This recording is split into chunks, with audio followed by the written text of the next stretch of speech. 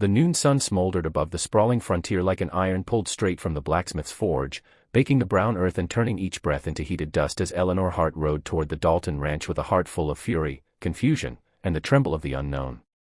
She hadn't come here to flirt, or negotiate, or even to talk. She had come because someone had been stalking her for 3 straight nights, leaving bootprints beneath her window and shadows inside her barn, and every man in town had dismissed her warnings like the ramblings of a nervous widow. All except one. The rancher. The man they called Colt Dalton, silent, stoic, broad-shouldered as a barn beam, with a reputation for handling trouble the way other men handled rope. Eleanor didn't trust him, but she didn't trust anyone else either. She found him behind the stables, leaning against a bale of hay, arms crossed, shirt dusty from work, red bandana at his neck stirring in the wind. "Someone's after me," she said without greeting, her voice trembling despite her effort to harden it. "I know," Colt replied without even standing. His calmness only irritated her. "You know," she snapped. "You knew and didn't say a word." He flicked his gaze toward the rolling pasture, where the horses grazed lazily under the open sky. "Saw tracks," he said. "Boot size 12, heel worn on the right. Same prints followed you from the creek." She froze. "Why didn't you tell me?" Colt shrugged. "Because you wouldn't have listened. And you weren't ready to hear it." "Ready," she scoffed. "A man stalking me at night, and you're talking about being ready." "Sit," he said, patting the hay beside him. "No," she snapped, pacing furiously. "I'm not here to sit." "I'm here to, Eleanor," he interrupted, voice deep, slow, calm as a river. "What I'm about to tell you, you need steady legs for. So sit." She huffed, flustered, her white dress brushing against her knees as she stepped toward him. "Fine. But it better be good." Colt didn't shift. Didn't pat a cushion. Didn't offer help. He simply said, "Too big, just sit on it." The words made her blink. "Excuse me." He nodded at the large bale of hay beside him. "The thing under you is big. Heavy. You'll be fine. Just sit." Annoyed, she lowered herself onto the sturdy stack, only to jolt straight upward with a gasp. "What the, Colt?" she cried, scrambling to lift herself as a solid shape beneath the hay shifted. Colt grabbed her waist and steadied her before she toppled backward, his grip strong but unthreatening. "Careful," he muttered. With one hand, he pulled away the upper layer of hay, revealing a long, iron-plated lockbox, scratched, rusted, and wrapped in thick leather straps. "You were sitting on my trap," he said. Her eyes widened.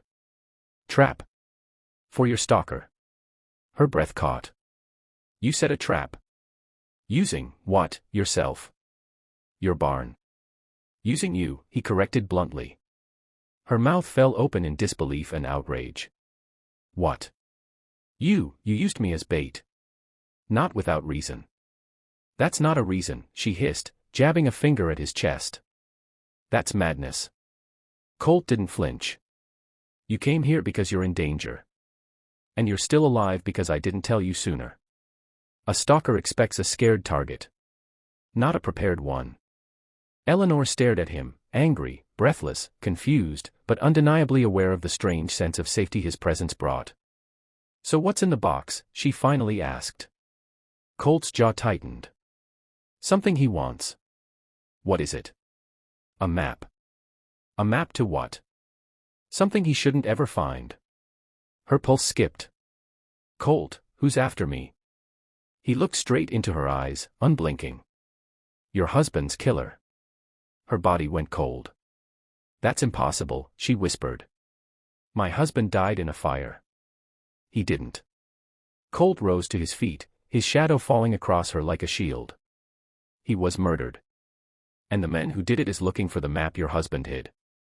A map that leads to land more valuable than gold."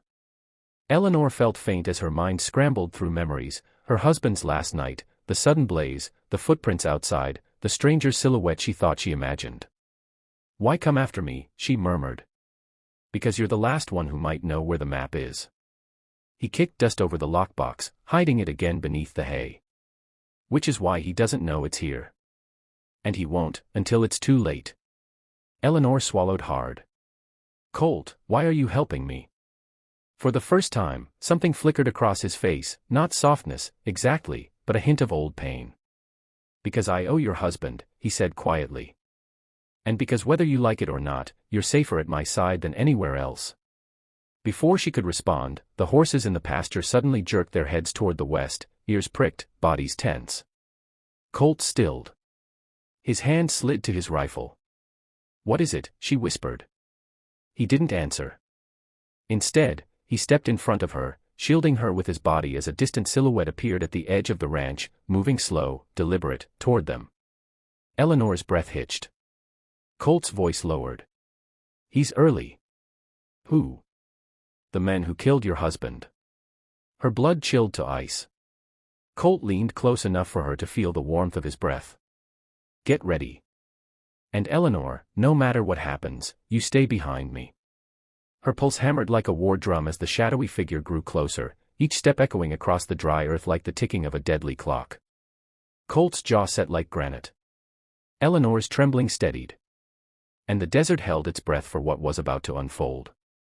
And as the stranger crossed the final stretch of land, Colt murmured, "This is where everything changes." The stranger's boots struck the earth with a slow, merciless rhythm, each thud echoing across the Dalton Ranch like a death knell as he stepped out of the shimmering heat into full view, tall and lean with a long black coat dusted from travel and ice colder than the metal of the revolver hanging low on his hip, and Eleanor felt her throat tighten because she recognized that stance, that gait, that silent menace from the corner of her memories.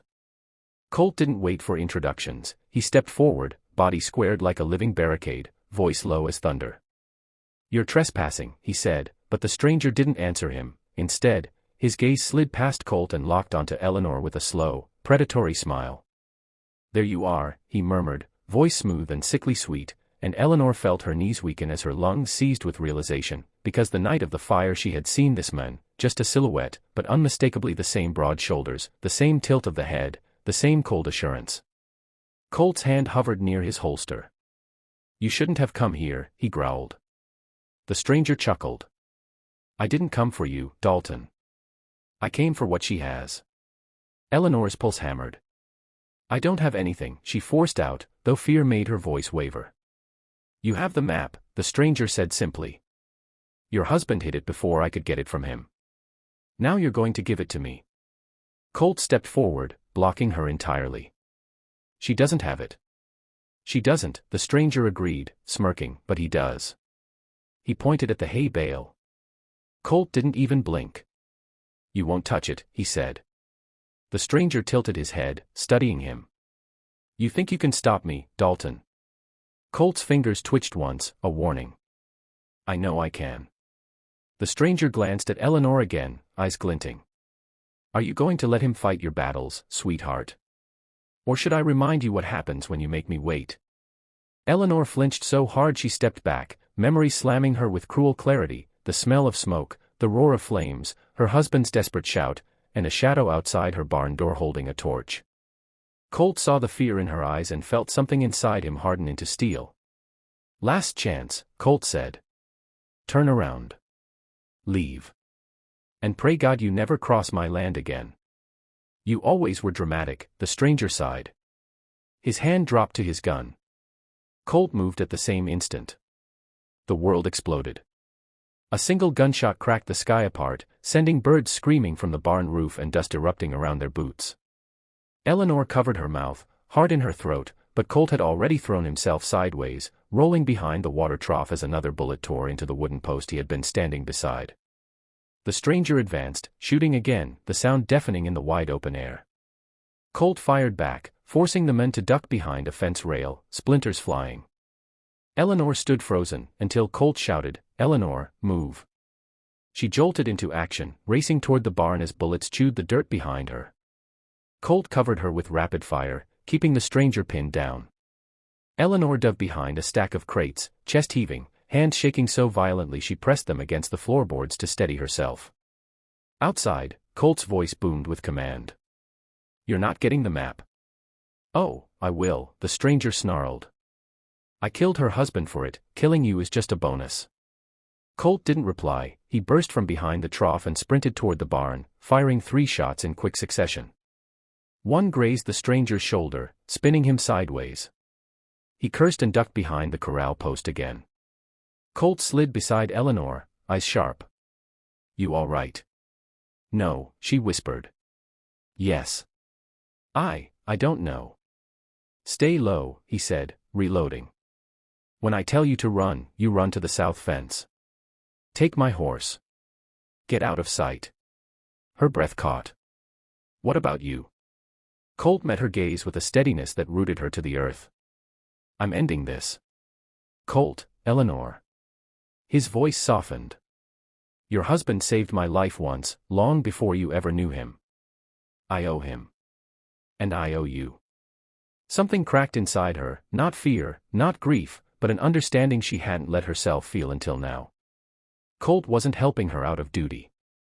He cared. Deeply. But before she could speak, the stranger's voice rang out. "Dalton. I'm giving you one last chance. Bring me the map, and I'll make her death quick." Eleanor's heart froze. Colt's jaw clenched. "He's mine," Colt whispered. And before she could stop him, he stood and stepped out into the open. "Colt, no," she cried, grabbing for him, but he moved like a charging storm, fearless, relentless. The stranger fired. Colt didn't stop. He shot once, then again, bullets cracking through the silence like lightning strikes. One hit the stranger's thigh. Another tore into his gun hand, sending his revolver spinning into the dirt. The stranger stumbled backward, clutching his arm, eyes wide with disbelief.